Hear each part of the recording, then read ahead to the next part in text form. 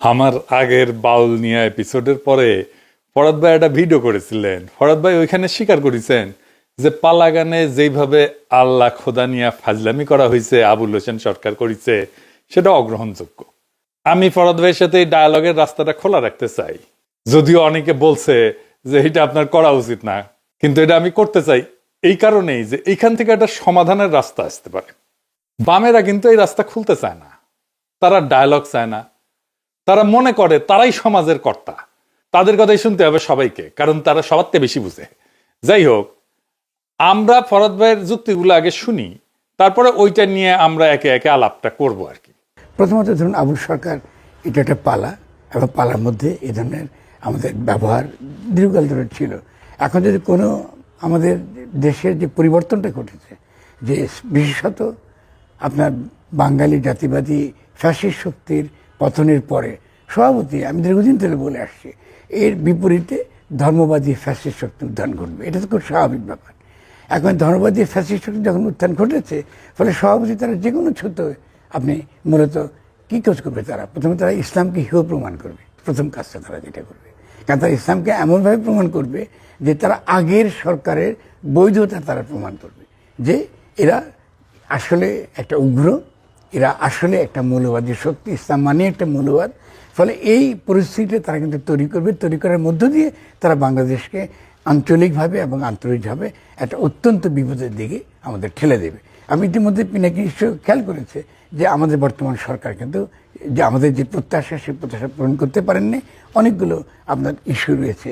শুনেছেন তো, ফরাদ ভাই বলতেছেন হাসিনা পতনের পরে ধর্মবাদীদের উত্থান ঘটছে এবং এটা স্বাভাবিক।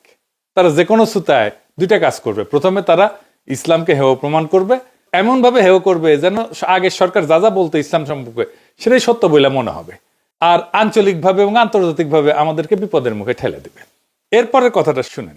তিনি ঠিক পুরো কথাটা এক্স্যাক্টলি যে ভাষা তিনি ব্যবহার করেন সেই ভাষাটাই তিনি বলেছেন, এবং তিনি নিঃসন্দেহে তিনি বুঝতে পেরেছেন এটা সঠিক হয়নি, এই ভাষা ব্যবহারটার মধ্যে ভুল ছিল।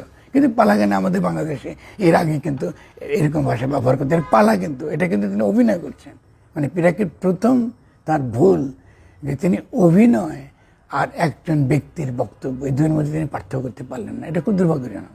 কিন্তু তারপরে আমি মনে করি এটা সত্ত্বেও এই ধরনের ভাষা ব্যবহার করাটা ঠিক হয়নি, এবং এটা যদি সত্যিকার অর্থে আমাদের দেশের জনগণ আঘাত পেয়ে থাকে, তারা নিঃসন্দেহে আবুল সরকার এসে বলবে, আমি তার সঙ্গে দাঁড়িয়ে বলবো যে এটা অত্যন্ত অন্যায় কাজ হয়েছে, এরকম ভাষা ব্যবহার করা ঠিক নয়। শুনলেন তো, ফরাদ ভাই নিজেই বলছেন আবুল হোসেন যে ভাষা ব্যবহার করেছে সেই ভাষা ব্যবহার করা উচিত হয় নাই। এরপরে আসেন, ফরাদ ভাই বলছেন যে কিভাবে তাকে গ্রেপ্তার করা হয়েছে। কিন্তু আমি তখন সেই মুহূর্তে যখন তাকে আপনার গোয়েন্দারা ধরে নিয়ে যায়, তখন তাদেরকে বলা হয়েছিল আপনারা তাকে রক্ষা করা, নাগরিককে রক্ষা করা, সেখানেই তাকে পিটিয়ে মেরে ফেলা হবে। পিনাকি আপনি খেয়াল করেন, বাংলাদেশে যে কোনো নাগরিকদের আপনি তার এই ভুলের জন্য, আল্লাহ ক্ষমা করে ভুলের জন্য, তার জন্যে একটা শক্তি, একটা চরম উগ্রবাদী শক্তি যার সঙ্গে ইসলামী কোনো সম্পর্ক নেই, এরা তাকে পিটিয়ে মারতে গিয়েছে। ফলে গোয়েন্দারা তাকে সেখান থেকে যখন রক্ষা করে নিয়ে যাচ্ছিল, তখন আমাকে আবুল সরকার আমাকে ফোন করে অল্প সময়ের জন্য কথা বলতে পেরেছেন। আমি গোয়েন্দাদের বলেছি, আপনারা ঠিক কাজ করেছেন, আপনি তাকে ধরে নিয়ে যাচ্ছেন এবং তাকে রক্ষা করবেন, এবং ইতিমধ্যে আমরা আবুল সরকারের সঙ্গে কথা বলবো। শুনছেন, উনি বলতেছেন যে তাকে পিটায় মারতে গেছিল একদল লোক, তাদের হাত থেকে উদ্ধার করছে গোয়েন্দারা। আর ফরাদ ভাই মনে করতেছেন যে গোয়েন্দারা তাকে গ্রেপ্তার করে ভালো কাজ করছে, তাই না? তাতে তার জীবনটা রক্ষা পেয়েছে। তো ফরাদ ভাই বলতেছে যে পুলিশ চাপে পড়ে মামলা দিচ্ছে। শুনেন, কিন্তু কথাটা খেয়াল করেন আপনি, তারা নিয়ে এসে ওই সে শক্তির চাপে পড়ে তারা তার বিরুদ্ধে মামলা দিয়েছে।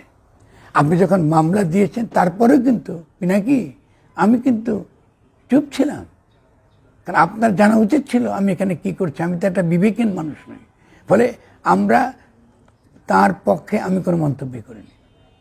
কারণ আমি মনে করি প্রথমত প্রশাসন এটা ভুল করেছে, ফলে প্রশাসনের সঙ্গে আমার সরাসরি কথা হয়েছে আইজিপির সঙ্গে, যে আপনারা কেন এর বিরুদ্ধে মামলা দিলেন, কারণ আপনারা তো আমাদেরকে কথা দিয়েছেন যে নাগরিকদের আপনি রক্ষা করছেন, তার যে অধিকার সেই অধিকার তো আপনি ক্ষুণ্ণ করতে পারবেন না, তাহলে মামলা দেওয়া তো দরকার ছিল না। প্রশাসনের সাথে ফরাদ ভাই নাকি কথা বলছেন যে কেন তারা মামলা দিল। না ফরাদ ভাই, আমি বিনয়ের সাথে বলতেছি মামলা পুলিশ দেয় নাই। ধর্ম অবমাননা, কটূক্তি এবং দাঙ্গা উস্কা দেওয়ার অভিযোগে মামলা দিছে ঘিওর বন্দর মসজিদের ইমাম মোহাম্মদ আব্দুল্লাহ, বিবিসি বলছে। এইবার আসেন পরের বিষয়টা দেখি। আমি সব এক এক করে দেখাই নিতেছি, কারণ এটার উপরেই আমরা আলোচনাগুলো পরে করব।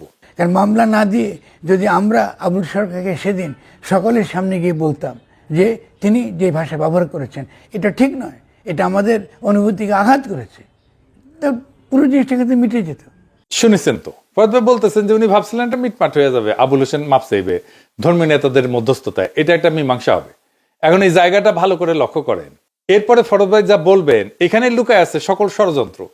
ফরাদ ভাই বলতেছেন ষড়যন্ত্র তথ্য দিয়ে রাজনীতি ব্যাখ্যা করা যায় না। আমি আসলে দেখাই দেব আসল ষড়যন্ত্রটা কোথায়। ফরাদ ভাই বলতেছেন যে মানিকগঞ্জে আবুল হোসেনের অনুসারীরা মানববন্ধন করবে। ফরাদ ভাই বলতেছেন উনি মানা করছিলেন, কারণ এইটা সেন্সিটিভ ইস্যু, আর এই ইস্যুটা মীমাংসা হবে। শুনেন। প্রথমত বাউলরা শাহ আলী দরগার সামনে একটা মানববন্ধন করেছে। সে মানববন্ধন করার পরে মানিকগঞ্জে মানববন্ধন করার তারা সিদ্ধান্ত নিয়েছিলেন। আমরা তখন তাদেরকে বলেছি আপনারা মানিকগঞ্জে এই ধরনের মানববন্ধন করবেন না, এটা একটা সংবেদনশীল একটা ইস্যু, এটা মীমাংসার একমাত্র পথ হচ্ছে কথা বলা, এবং যারা সত্যিকার অর্থে ইসলামকে ভালোবাসেন, বাংলাদেশকে ভালোবাসেন, তাদের সঙ্গে বসে এটা একটা মীমাংসা করা। কিন্তু স্বভাবতই আবুল সরকারের কিছু নিরীহ ভক্তগুলো আছে, এই নিরীহ মানুষগুলো ওখানে গিয়ে মানববন্ধন করেছে রে ভাই। তার তো একটা প্রতিবাদ করা, তাদের গুরুকে ধরে নিয়ে গেছে, তার তো একটা প্রতিবাদ করার অধিকার আছে নাকি? দেখুন বাউলদের কিভাবে লাথি মারা হচ্ছে, কিভাবে পিটিয়ে তাদেরকে পানিতে ফেলে দেওয়া হচ্ছে, বিভিন্ন জায়গায় কিভাবে বাউলদেরকে পেটানো হচ্ছে, তার ক্লিপগুলো দেখুন। আপনি কিন্তু এদের ব্যাপারে কিচ্ছু বললেন না, একটু বিস্মিত হয়েছি আমি। ভরত ভাই বলেন তো, এখন তারা আপনার কথা তো শুনলো না, কেন শুনলো না? কেন মানববন্ধন করতে গেল? ওইখানেই রহস্য। তারা জানে ওইখানে তৌহিদে জনতার মিছিল আছে। আপনি নিজেও মানা করেছিলেন, আপনি মীমাংসার চেষ্টা করেছিলেন, সেটা তো ভেস্তে গেল। ভরত ভাই বুঝলেন তো, ষড়যন্ত্র যে হয় এটা মানলেন তো। তাতে এটা জেনে শুনে করছে যে এখানে একটা সংঘাত ঘটার সম্ভাবনা আছে।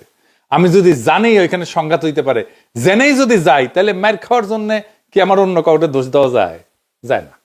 দ্বিতীয় প্রশ্ন হচ্ছে, আপনি নিজেই বলতেছেন যে আবুল হোসেন সরকারকে পিটায় নাকি মারতে গেছিল, গোয়েন্দারা অ্যারেস্ট করে জীবন রক্ষা করছে। তো আবুল সরকারের অনুসারীরা কি আবুল সরকারকে মাইরা ফেলার জন্য মানববন্ধন করছে তার পরের দিন? ধরেন মানববন্ধন করার কারণে পুলিশ তারে ছেড়ে দিল, কারণ আমরা তো একটা কাজ করি, এটা অবজেক্টিভ নিয়ে। তা আমার অবজেক্টিভ হচ্ছে আবুল হোসেন সরকারকে ছেড়ে দিতে হবে। পরের দিন মানববন্ধন করলো, ছেড়ে দিল ধরেন পুলিশ, তাহলে আবুল হোসেন সরকার কি আরো বিপদগ্রস্ত হইল না? আপনি তো বললেন যে তারে গ্রেপ্তার করে ভালো করছে, তো তাই গ্রেপ্তার হয়ে থাকাটাই তো তখন ভালো ছিল, তাই না? তার সিকিউরিটি এখন কে দিবে? তাহলে বুঝছেন তো ফরাদ ভাই, এই পুরা বিষয়টা এখন এমন একটা জটিল জায়গায় পৌঁছেছে যে এইটার কোনো সমাধানের রাস্তা মনে হয় খোলা নাই। তারপরে আপনারা একের পর এক কর্মসূচি দিতেছেন, মানে আমি জানি না একের পর এক কেন কর্মসূচি দিতেছেন, দিয়ে কি অ্যাচিভ করতে চান, কারে কি বলতে চান আমি জানি না। সমাধান চাইতেছেন নাকি সংঘাত চাইতেছেন আপনারা, আমি ঠিক জানি না। আবার আপনি আমারে নিয়ে উল্লেখ করে ভিডিও করছেন, এটাতে বাম্পারের অনেকে পুচ্ছে আগুন ধরে গেছে, মানে লোক হইতেছে 2.5 খান, তার মধ্যে ভাগ হয়ে যেতেছে 50টা। যাই হোক, আলাপে ফিরে আসি। আমি মনে করি ভারত ভাই, বাউল আর গান সংক্রান্ত ইস্যুটা পুরাটাই ইন্ডিয়ান গোয়েন্দা সংস্থা তৈরি করার ইস্যু। কিভাবে আওয়ামী লীগকে ফিরে আনা যায় তার ড্রেস রিহার্সেল। আনসার লীগ দেখেছেন না, সংখ্যালঘু লীগ, নারী লীগ, পুলিশ লীগ, আর্মি লীগ, শিক্ষক লীগ, প্রশাসন লীগ, মাজার লীগ, এইসব মারা খাওয়ার পরে এখন গান লীগ আনিছে। প্রথম আনিছে গানের শিক্ষক নিয়ে, যে গেঞ্জামটা হয়েছে প্রাইমারি স্কুলে, সেটা নিয়ে। আমি চায়নাত গেছি, উঠি আমাকে জিগায় তোমরা নাকি গানের টিচার নেওয়ার বিরোধী। চায়না থেকে ফেরার পরে এইখানে ফ্রেঞ্চ ইন্টেলিজেন্সের লোক যারা কয় যে তোমার সিকিউরিটি ইস্যু নিয়ে আমরা দেখাশোনা করি, আসলে কি করে কে জানে। যাই হোক, কিন্তু আসলে আসলে ওরা আসে বাংলাদেশ সম্পর্কে তথ্য নিয়মিত নেওয়ার জন্য। আমিও দেই, কোনো অসুবিধা নাই। তো আমার বাসাতে এসেছে, এসে জিগায় আচ্ছা তুমি নাকি স্কুলে গানের টিচারের বিরোধিতা করিছো। চিন্তা করেন কই গেছে, কই চলে আসছে কথা। তো আমি কই ঠিকই করেছি, আরো করব। কইলাম বাংলাদেশে প্রাইমারি স্কুল কয়টা আছে জানো? না জানি না। আমি বললাম 65,000 আছে। গানের টিচার কতজন নেওয়া হইতেছিল জানো? না জানি না। আমি বললাম 2,500। তো কইতেছে ক্লাস্টার ভিত্তিতে নেওয়া হইতেছে, মানে কয়েকটা স্কুল মিলে একটা গুচ্ছ ক্লাস্টার হইবি, সেই গুচ্ছের দায়িত্ব হইতেছে একটা টিচারের, বুঝছাও?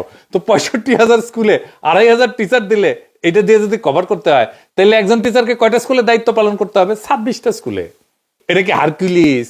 এক টিচার 26টা স্কুলের দায়িত্ব নেবে? এই 65,000 স্কুলের মধ্যে অর্ধেকের বেশি স্কুলে হেডমাস্টার নাই, মানে ব্যানে করছি না, 34,106টা স্কুলে হেডমাস্টারই নাই।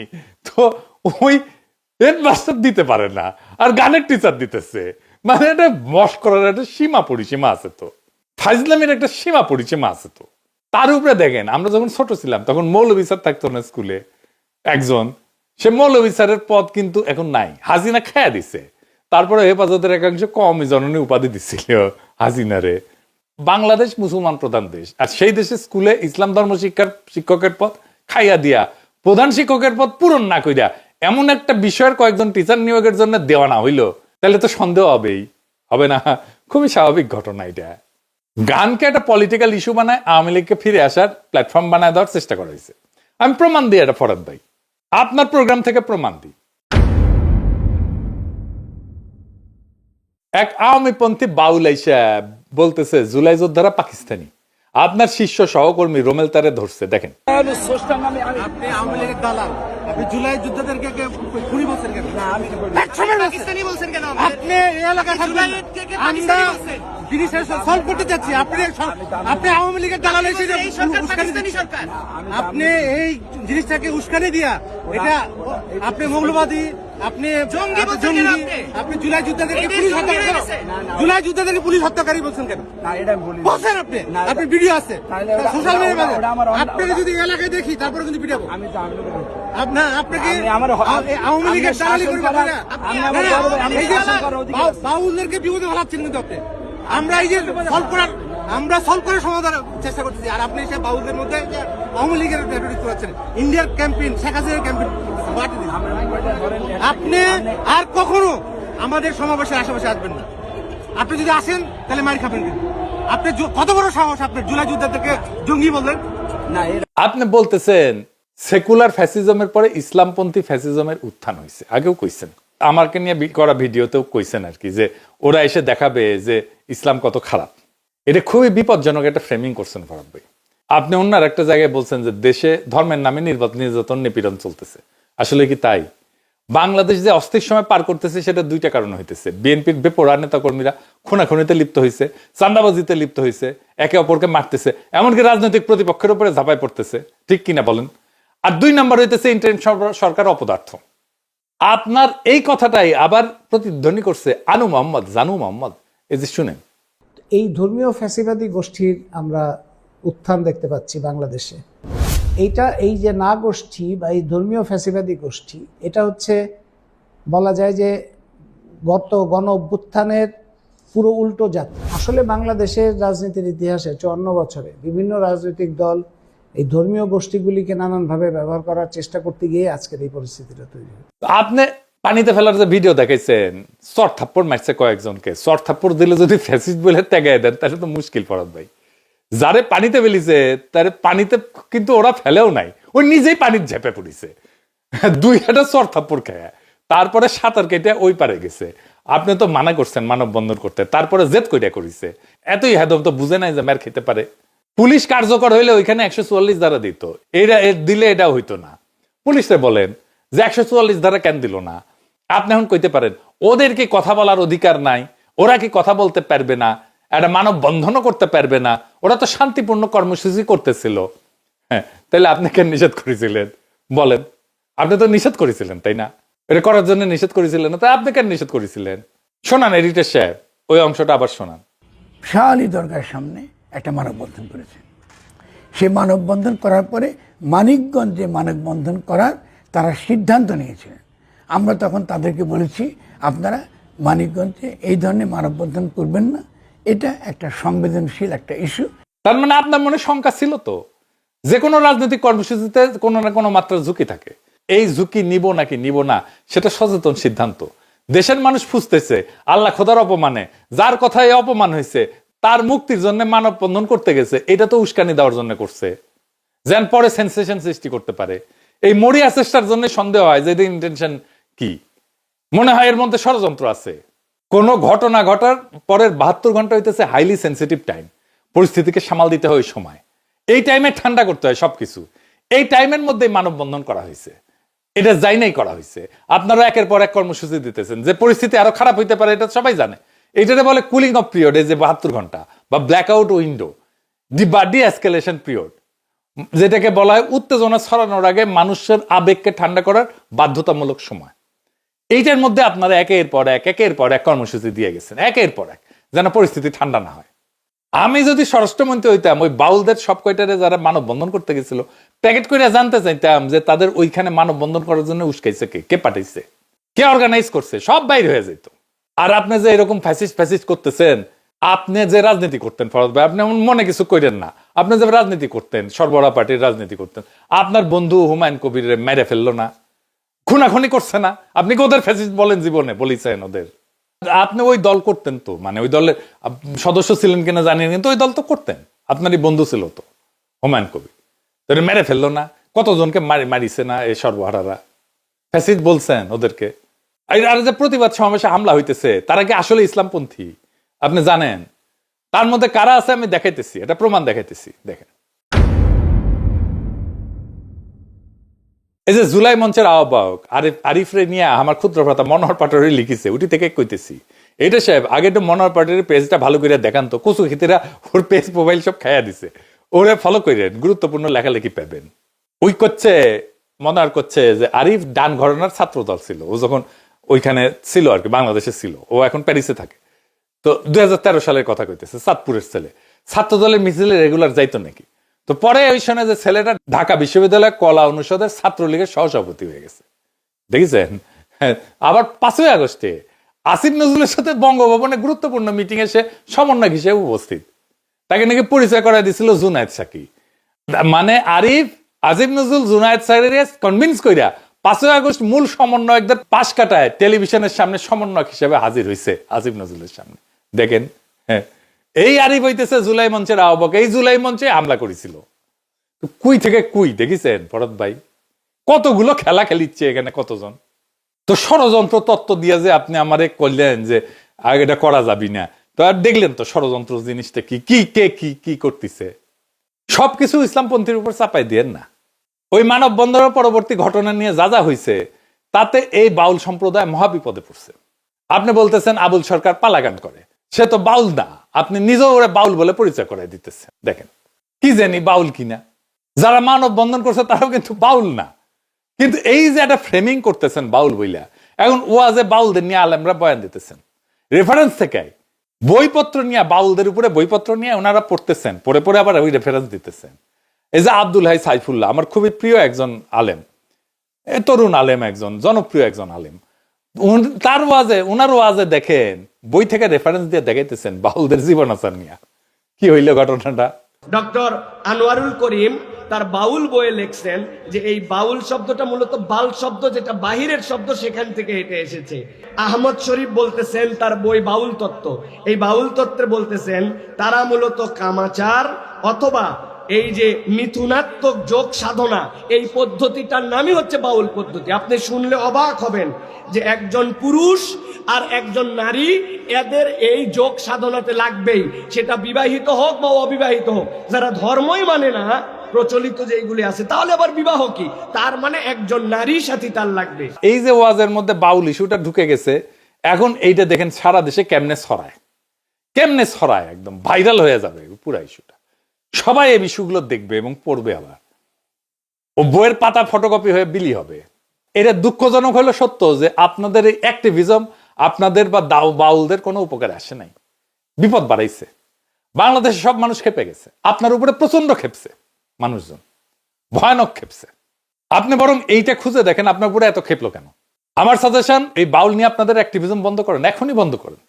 পরিস্থিতি নাগালের বাইরে চলে যেতে পারে, কিন্তু আপনি নিজেই বলছেন বাউলদের উপরে হামলার মধ্যে দিয়ে বাংলাদেশে গৃহযুদ্ধ বাঁধানোর পায়তারা হইতেছে, আপনি বলেছেন। তথাকথিত ধর্মবাদী ফ্যাসিস্ট শক্তি আমাদেরকে অস্থির করতে চাইছে এবং আগামী নির্বাচনের সুযোগে বাংলাদেশে একটা গৃহযুদ্ধ লাগাবার পায়তারা করছে, এদের তো আমরা বুঝতে পারছি। তো এইটা লিঙ্ক হতে যে আবার পাইলাম যে নির্বাচনের কথা বলতেছে, তারা নাকি আবার গৃহযুদ্ধের কথা বলতেছে। যে যারা নির্বাচনের কথা বলে তারা গৃহযুদ্ধের কথা বলে, তারা বাংলাদেশে আগামী দিনে অস্থিতিশীলতা এবং গৃহযুদ্ধ বাঁধাবার পরিকল্পনার জন্য তারা এটা করে। দেশ কি এখন গৃহযুদ্ধের দিকে এগুচ্ছে? এখন তো আছে সামনে ফেব্রুয়ারিতে নির্বাচনের কথা বলা ডেফিনেটলি হচ্ছে। সবগুলো দল, আপনি তো এক্সক্লুড করেছেন জনগণ, গৃহযুদ্ধ আমাদের কি হবে? তারা তো জনগণের কাছেই ভোট চাইতে যাচ্ছে। না না, ভোট তো জনগণ আপনাকে বলেন, আপনার যেহেতু ক্ষমতা আছে আপনি সে ক্ষমতাটা ব্যবহার করছেন, সেনাবাহিনী অস্ত্র দিয়ে আপনি বলতেছেন জনগণকে যে নির্বাচনে যেতে হবে। জনগণকে তো জিজ্ঞাসা করেন না যে আপনি নির্বাচন করবেন কি করবেন না। যদি আপনি গণভোটই করতে চাইতেন তাহলে বলতেই চাইতেন যে আপনাকে নির্বাচন চান না নতুন গঠনতন্ত্র চান। আপনি তা তো করছেন না, আপনি সমস্ত কিছু করছেন জনগণের বিরুদ্ধে। তো তারপরে আপনি গৃহযুদ্ধ আপনাদের কি হবে? ঠিক আছে, আমি তো আওলাই গেলাম ফরহাদ ভাই। যাই হোক, আপনি বলছেন যে আব্বাসী হুজুর আপনারে হত্যার হুমকি দিছে। এই এনাতুল্লাহ আব্বাসী আমাকে হত্যা করবেন, আমার দাড়ি চেটে ফেলবেন, আমাকে পিটিয়ে দেশ থেকে তাড়িয়ে ফেলবেন। আল্লাহর শানে এত বড় বেয়াদবি, তাকে তো প্রকাশ্যে তাকে করা জায়েজ, ভণ্ড বাউলকে। অথচ হুমকি দিচ্ছে নাস্তিকরা, বামরা আর কথিত ভণ্ড বুদ্ধিজীবী ফরহাদ মজহার, তাকে ছাড়তে হবে। ভণ্ড বুদ্ধিজীবী ফরহাদ মজহার, তৌহিদি জনতা তোমাকেও রাজপথে পেলে কোদাল দিয়া দাড়িগুলো চাইছা জুতা পেটা করে বাংলাদেশ থেকে বের করে দিবে তোমাকে। কুখ্যাত গালেব আর ফরহাদ মজহারকে ইউনূস সরকার আপনি যদি প্রশ্রয় দেন, আপনাকে ক্ষমতা ছেড়ে বাংলাদেশ থেকে বেয়াদবি করে যারা নাস্তিকদের মতে, সেটা যদি বাক স্বাধীনতা হয় তাদের কল্লা কেটে দিবে, তা আমাদের হাতে স্বাধীনতা। কাউরে হত্যার হুমকি দেওয়াটাই একটা অপরাধ। যাই হোক, আপনি বলছেন যে আব্বাসী হুজুর আপনারা হত্যার হুমকি দিচ্ছে। দেখেন, মির্জা ফখরুল তো আপনার পক্ষে বিবৃতি দিচ্ছে, তাই না? শুনেন। আমি মনে করি বাউলদের উপর হামলা এটাকে ন্যাক্কারজনক ঘটনা, আমরা এর তীব্র নিন্দা জানাই। এটা ডেফিনেটলি বাংলাদেশের যে আবহমানের যে সংস্কৃতি, গ্রামীণ বাংলা সংস্কৃতি, আমাদের এই বাউল যারা, তারা বাংলাদেশের অর্থনীতিতে মাঠে ঘাটে প্রান্তরে এই বাউল গান গেয়ে বেড়ায়। তাদের উপরে হামলাটা এটা একটা উগ্র ধর্মান্ধদের হামলা বলে আমি মনে করি, এবং এটা সঠিক নয়। এই ধরনের হিংসা প্রতিহিংসা আপনার পথ বেছে নেওয়া কারোর জন্য শোভনীয় নয়। আমরা অবশ্যই এটার আপনার সুষ্ঠু তদন্ত দাবি করি এবং নিরসন দাবি করি। ধর্মান্ধ কইয়া তো বিবৃতি দিল, কইলে ছিলেন তো। উনার দলের স্থায়ী কমিটির সদস্য মির্জা আব্বাস তো আব্বাসী হুজুরের সাথে ওয়াজের মঞ্চে কথা বলেন। দেখেন, ওনারা বলেন ওনাদেরকে ভোট দিলে জান্নাতে যাবেন, না দিলে জাহান্নামী হবেন। আমি বুঝতে পারি না, যদি ওনাকে ভোট দিলে জান্নাত জাহান্নামের ফয়সালা হয়ে যায়, তাহলে আমাদের নামাজ, রোজা, কোরবানি কিংবা অন্যান্য ধর্মীয় কাজ করার প্রয়োজনটা কি? মিলে গেছে, আব্বাস আর আব্বাসী হুজুর নামে নামে মিল আছে, দেখিছেন তো। বিএনপি রে বলেন যে এই যে আমার বলে লাভ আছে, ওই আব্বাসী হুজুরের সাথে আমার কোনো যোগাযোগ নাই। অনেক আলেমের সাথে যোগাযোগ আছে, কথাবার্তা হয়, কিন্তু ওনার সাথে যে কারণে হোক আমার এতদিন পর্যন্ত কোনো কথা হয়নি, কোনো যোগাযোগ হয়নি। যাই হোক, এবার আসেন সমাধানের রাস্তা খুঁজি। বাউল সম্প্রদায়ের একটা নিজস্ব সাধন পদ্ধতি আছে, জীবন আচার আছে। তারা প্রচলিত ধর্ম আচারের বাইরে থাকে। বাউলরা প্রচলিত ধর্মীয় কায়দা কানুন এরা মানে না। কথা তো সত্য নাকি? আলেমরা কিন্তু বাউলদের আলাদা ধর্ম হিসেবে মাইনে নিতে রাজি আছে, যদি তারা আলাদা ধর্ম হয়। কাদিয়ানি সম্পর্কে যে আপত্তি, সেই জায়গায় এসে দাঁড়াইতেছে কিন্তু তাদের বাউল নিয়ে আপত্তি। জানেন, এটা দাঁড়াইবে, এটা আপনারা যত অ্যাক্টিভিজম করবেন এটা এই জায়গায় এসে দাঁড়াবে। আলেমরা বাউলকে ধর্ম হিসেবে আলাদা করতে চায়, কিন্তু বাউলরা নিজেদের ধর্মীয় পরিচয় এটা ছাড়তে চায় না। ফলে ধর্ম আঘাত বরং আধ্যাত্মিক স্বাধীনতা, এই দুয়ের মধ্যে সংঘাত তৈরি হয়। এইটা বাংলাদেশের লোক সংস্কৃতি এবং ধর্মীয় বাস্তবতার মধ্যে সবচেয়ে কঠিন প্যারাডক্স। আপনাকে একজন সোশ্যাল সায়েন্টিস্ট হিসেবে, অ্যাক্টিভিস্ট হিসেবে, রাজনীতিবিদ হিসেবে, দার্শনিক হিসেবে এইটার সলিউশন খুঁজে বের করতে হবে। বাউলরা নিজেরা নিজেদেরকে ধর্ম বলে মনে করে না, কিন্তু ধর্মীয় পরিচয় বজায় রেখে ভিন্ন আধ্যাত্মিকতা চর্চা করে। এইটা ইসলামিক চিন্তার কাছে সন্দেহজনক মনে হয়। এই সমস্যার বাস্তবসম্মত সমাধান কি? দেখেন, ব্যক্তির অপরাধ বরং ঐতিহ্যের দায়, এটা স্পষ্ট রাজনৈতিক লাইন আলাদা করতে হবে। এখানে ন্যারেটিভ লাইনটা কি হবে? যে আল্লাহকে গাল দেয় সে বাউল না, সে অপরাধী। অপরাধীর বিচার হবে, কিন্তু তার নামে আমরা বাংলার একটা ঐতিহ্যকে ফাঁসিতে ঝুলাবো না। এই তো, এটা পরিষ্কার করে বলতে হবে যে এই ব্যক্তির এই কথাগুলো আমরা ধর্মের অপমান বলে মনে করি। আপনি এটা তার পাশে বলতে পারেন এই কথার দায় পুরো বাউল সমাজের না, কিন্তু আপনি উল্টা করতেছেন। তো আপনি বলতেছেন যে না, সে ধর্ম অপমান করনি, না আপনি বলতেছেন না এটা অভিনয় করছে, পালাগানে এইসব থাকে। তো আপনি তো বাংলাদেশের সাধারণ মুসলমান জনতার কাছে মেসেজ দিতে হবে যে বাংলাদেশের সাধারণ মুসলমানের ইমানকে হালকাভাবে নেননি। আবার একই সাথে কালচারাল ক্লিনজিংও করা হইতেছে না, এইটা প্রথম কুলিং, আপনারা এটা করেন নাই। 2 নাম্বার হইতেছে তওবা এবং তাফসির প্রক্রিয়া। গালমন্দকে আইসোলেটেড কেস বানানো, এখানে কনসেপ্টটা খুব গুরুত্বপূর্ণ। যেমন ধরেন কেউ অপমানজনক কথা বলল, সঙ্গে সঙ্গে 3 থেকে 7 দিনের মধ্যে একটা ফর্মাল প্রক্রিয়া চালু করতে হবে। এইটা যে ব্যক্তি কি স্বীকার করছে যে বাড়াবাড়ি হয়েছে, কি কনটেক্সটে বলছে, সে কি প্রত্যাহার এবং ক্ষমা চাইতে প্রস্তুত। যদি ব্যক্তি বলে যে আমি ভুল করছি, কথা প্রত্যাহার করতেছি, আমি তওবা করতে চাই, আল্লাহ খোদার কোনো অবমাননা আমার উদ্দেশ্য ছিল না, তাইলে প্রবলেমটা সলভ হয়ে গেল। কিন্তু যদি সে একগুয়া থাকে যে আমি ইচ্ছা করে বলছি, আরো বলবো, তখন তো তাকে ফ্রি আর্টিস্ট বলা যায় না, তাকে আইনগত অপরাধী হিসেবে ট্রিট করতে হবে। তো এবং এই মডেলের রাজনৈতিক ভাষা হইতে পারে যে তওবার দরজা খোলা, কিন্তু তামাশার সুযোগ নাই। এটাই তো ইসলামেরও কথা। যখন কেউ আল্লাহ খোদা নিয়ে বাজে কথা বলে, মানুষ খেপবে, এটা খুবই স্বাভাবিক, এটাই বাস্তব। এটাকে শুধু আবেগহীন ভাষায় শান্ত করা যাবে না। সেইখানে ফরহাদ ভাই আপনার যেটা করার দরকার ছিল, প্রথমে আপনার ব্যবহার করা উচিত ছিল একটা ইমানি ভাষা। আপনাকে বলতে হইতো আমরা পরিষ্কার ভাষায় বলতেছি আল্লাহ রসুলের অপমান আমাদের কাছে বরদাস্তযোগ্য না, যারাই করছে ভুল করছে, আমরা তার বিরুদ্ধে স্পষ্ট অবস্থান নিতেছি। এই কথাটা বলাটা জরুরি। এইটা আপনার রাজনৈতিক পুঁজি না, এটা মুসলিম জনগণের প্রতি ন্যূনতম সম্মান। এই প্রত্যাশা তো আপনার কাছে সবাই করতেই পারে। দ্বিতীয়ত, আপনি একটা আইনগত ভাষা ব্যবহার করতে পারতেন, সাথে সাথে আপনি মেসেজ দিতে পারতেন ধর্মকে যদি সত্যি সম্মান করেন তাহলে আইনকে সুযোগ দেন তার পথে যাইতে। এই দ্বৈত লাইনটাই কাজের লাইন হইতো। তাইলে পলিটিক্যাল ক্লেম আপনার কি হবে, যে আপনাকে স্বীকার করতে হবে যে কিছু ব্যক্তি আল্লাহ খোদা বিষয়ে অপমানজনক কথা বলছে, এটা ভুল, এটা নিন্দাযোগ্য, এটা আপনি বলছেন। কিন্তু আপনি আমার সাথে ভিডিওতে যেটা বলছেন সেটা কিন্তু স্টেজে যেয়ে বলতেছেন না। 2 নাম্বার হইতেছে যে আপনাকে আলাদা করতে হবে যে ব্যক্তি ভুল করছে, কোনো ঐতিহ্য ভুল করে নাই। আর প্রস্তাব দিতে হবে যে আপনি ব্যাখ্যা করবেন, দরকার হলে তওবা করবে, আইনগত বিচার হবে, সামাজিক একটা চার্টার থাকবে, একই সাথে এটা চালু হবে। আর আপনাকে ভবিষ্যতের গ্যারান্টি দিতে হবে যে ধর্ম নিয়ে গালি দিলে তুমি আর স্রষ্টাকে খোঁজা সাধক না, তুমি আইন ভাঙা অপরাধী। আল্লাহকে গালি দেওয়া সে বাউল না, হইতেই পারে না, এটা বেয়াদবি। এই বেয়াদবির বিচার হবে। কিন্তু এই অজুহাতে আমরা একটা সংঘাতের রাস্তা খুলে দেব না। অপরাধীকে শাস্তি দেবে আদালত, ঐতিহ্যকে না। আপনাকে খুবই স্পষ্ট করে বলতে হবে যে আল্লাহ রসুলের অপমান আমি মানি না, মানার প্রশ্নই আসে না।